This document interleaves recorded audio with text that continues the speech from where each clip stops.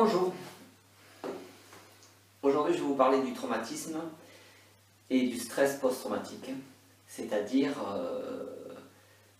le traumatisme ne s'arrête pas le jour où vous avez votre traumatisme. Si vous avez quelque chose qui vous arrive de grave, une fois sur deux, vous allez le garder pendant des années inconsciemment. C'est ce qu'on appelle le stress post-traumatique. Alors bien sûr, c'est votre inconscient qui est touché, c'est pas votre conscient, vous ne pouvez pas vous en rappeler au premier degré, mais en attendant, ça laisse des traces. Je vais vous expliquer à travers ce petit schéma.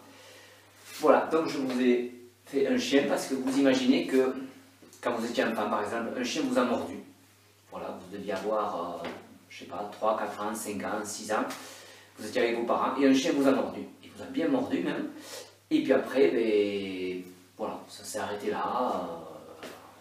On vous a mis un pansement, on vous a nettoyé la plaie, et puis après, bon, tout s'est arrêté, voilà. Et puis après, au cours de votre vie, ben, vous n'avez pas eu l'occasion de croiser un chien, ou de près, ou de loin. Et puis après, des années après, 1 an après, 2 ans après, 10 ans après, 20 ans après, 30 ans après, vous entendez un chien qui ressemble à celui-là, ou vous voyez un chien qui ressemble à celui-là, et d'un coup, votre corps va se rigidifier, vous allez avoir un pas de recul, vous n'allez pas vous sentir à l'aise. Alors que le chien, l'ancien chien, celui qui vous a mordu, ça fait longtemps qu'il est mort, qu'il n'existe plus, votre blessure, elle est réparée depuis Mathusalem, mais automatiquement, ça va arriver quelque chose chez vous.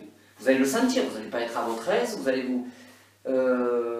avoir peut-être des frissons, des raideurs dans vos bras, dans votre corps, dans vos jambes, votre mollet va commencer à vous faire mal, parce que lui, enfin vous, votre inconscient, vous vous rappelez pratiquement plus de ce chien, puisque ça fait 30 ans ou 40 ans que le traumatisme est passé, donc vous ne vous souvenez pas. Mais lui, votre corps et votre inconscient ne l'ont pas oublié. Automatiquement, ça fait remonter des bribes du traumatisme. Voilà, ça c'est le stress post-traumatique, c'est-à-dire que vous le vivez encore plusieurs fois dans votre vie, tout au long de votre vie. Si chaque année ou chaque 2 ans vous rencontrez un chien ou un aboiement qui vous fait penser à ça, de suite ça ne va pas pendant quelques secondes, pendant quelques minutes, vous n'allez pas bien. Voilà. Maintenant on va faire la corrélation avec un autre traumatisme, c'est-à-dire si dans votre vie vous avez eu un traumatisme, c'est par exemple si quelqu'un vous a agressé, vous a battu, vous a... on va dire, vous avez eu malheureusement un inceste. Vous voyez où c'est que je vais en venir, c'est que tout au long de votre vie, inconsciemment, on parle de l'inceste, inconsciemment, vous allez vous rendre compte que quand vous avez envie de faire l'amour, que vous faites l'amour, automatiquement, il y a des jours ou des situations, des mots que va vous dire votre mari ou votre épouse, qui vont faire que ça va vous rappeler ce moment, cette douleur, avec votre grand-oncle, votre grand-tante qui vous a tripoté. Et automatiquement, vous allez vous dire, alors bien sûr, c'est pas vous, c'est votre inconscient qui va se rigidifier. Vous allez dire à votre mari ou à votre femme, stop, ça suffit, moi je veux pas ci, j'aime pas ça. Alors que votre mari ou votre femme va vous dire, mais je ne comprends pas, ça fait des années qu'on fait l'amour ensemble, il n'y a pas de problème. Et là, parce qu'une situation va se rappeler à vous, c'est-à-dire à travers une odeur, une lumière, une verbalisation de quelque chose va vous rappeler ce souvenir traumatique et va remettre tout ce processus en marche. Voilà. Donc après, vous comprenez aussi, on peut le transposer à des traumatismes plus, on va dire, plus lambda. C'est-à-dire que si toute votre jeunesse, vos parents vous ont dit, de toute façon, tu es nul, tu sais pas écrire, tu ne sauras jamais écrire, regarde tes frères et tes sœurs savent mieux écrire que toi. Enfin, ils vous ont rabaissé. Automatiquement, vous voyez où je vais venir, c'est que des années après, votre patron, votre mari, votre femme, 10 ans, 20 ans, 30 ans après, vous fait une remarque, vous montez sur vos grands chevaux, vous dites mais pourquoi vous me dites ça? Comment ça se fait? Alors les autres vont vous regarder, ils vont vous dire mais c'est bizarre, pourquoi tu te comportes comme ça? On te dit simplement une remarque que tu as, oui tu as fait une faute d'orthographe, mais pourquoi tu t'énerves comme ça? Et voilà. Là, vous voyez de nouveau où c'est qu'on revient, c'est-à-dire au traumatisme, enfin quelque chose qui vous a blessé il y a des années et des années en arrière. C'est toujours pareil, je me répète, c'est le stress post-traumatique qui remonte. Alors ça, on peut le mettre à toutes les sauces, à travers, comme je vous l'ai dit, si on vous a battu, si on vous a incesté, si on vous a dénigré, si on vous a... On peut le mettre à n'importe quelle sauce. Ces traumatismes, malheureusement, Notre conscient ne s'en souvient pas parce que c'était il y a des années-lumière de ça, mais notre inconscient, lui, s'en souvient.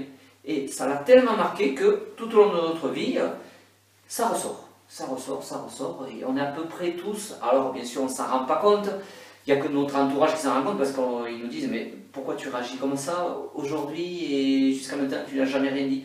Parce que justement ce jour-là, il y a eu l'équation de ce traumatisme, une bribe, à travers quelque chose de la vie, à travers votre mari, votre femme qui vous dit une phrase qui vous rappelle le traumatisme tout en n'étant pas le traumatisme. Et voilà, tout remonte et malheureusement on vit tous à travers des traumatismes. Donc ça peut laisser des traces tout au long de votre vie. C'est pour ça que certaines personnes sont handicapées. Vous voyez des gens très colériques. Alors vous dites c'est quand même bizarre.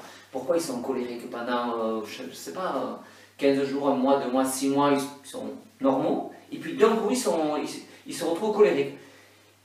Et bien justement parce qu'à un moment de leur vie, quelque chose leur rappelle à travers une situation, un climat, quelque chose, les remet inconsciemment dans ce stress et ils se sentent agressés, quoi que vous disiez, quoi que vous fassiez, alors soit du gestuel, soit de l'intellect, enfin, peu importe, mais tout ce mécanisme remet en marche et puis bien sûr ça s'arrête et puis après ça peut redisparaître pendant des années, des années. Moi je vois des gens au cabinet qui viennent alors que c'est souvent sexo, ils ne comprennent pas pourquoi ils n'arrivent plus à avoir des rapports sexuels épanouis, parce que inconsciemment, le mari ou la femme veut changer de quelque chose dans sa sexualité, l'autre inconsciemment ça lui rappelle quelque chose, il se met en défaut, le cerveau se met en défaut, c'est-à-dire qu'il se rappelle inconsciemment de tout ce qui s'est passé il y a 20 ans, 30 ans en arrière, et la machine s'arrête, tout se bloque, et votre partenaire, il ne comprend absolument rien. Lui, il ne comprend rien du tout. Et tout est déréglé, lui, il se dit, mais j'ai rien fait, je n'ai absolument rien fait. Voilà. Donc j'espère que vous avez compris tous ces mécanismes qui sont en nous. Je vous expliquerai dans pas longtemps comment on fait justement pour dénouer ces mécanismes, pour s'empêcher inconsciemment de repenser, enfin, que le système se remette en marche. Voilà. Je vous dis à très bientôt. Merci à vous.